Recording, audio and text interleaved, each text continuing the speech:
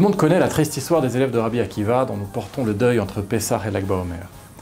La Gemara stipule que malgré leur grandeur, ceux-ci ne se respectaient pas l'un l'autre. Ils furent donc punis. Et cela exige quand même une explication. Rabbi Akiva, leur maître, n'enseignait-il pas « Tu aimeras ton prochain comme toi-même » ?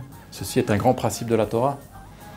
Comment ces 24 000 élèves ont-ils tous pu passer à côté d'un des enseignements les plus cardinaux de leur maître? En fait, c'était là tout le problème. Les élèves de Rabbi Akiva étaient des hommes de vérité.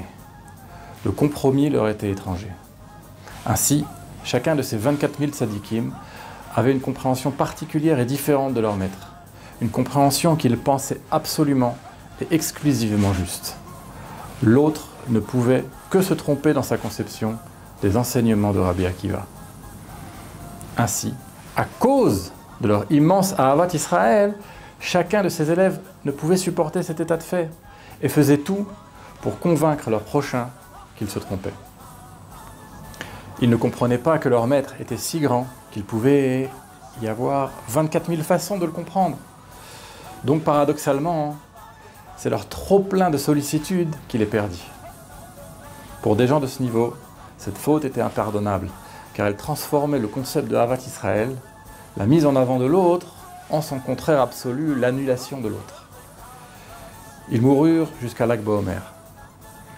Une date qui, des années plus tard, sera celle du décès de Rabbi Shimon Bar Yochai.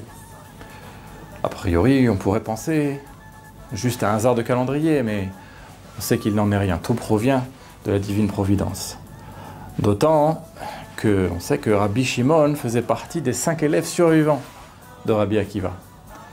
Le jour de la Hiloula, nos maîtres enseignent que tous les actes accomplis par le tzaddik atteignent leur perfection et illuminent le monde.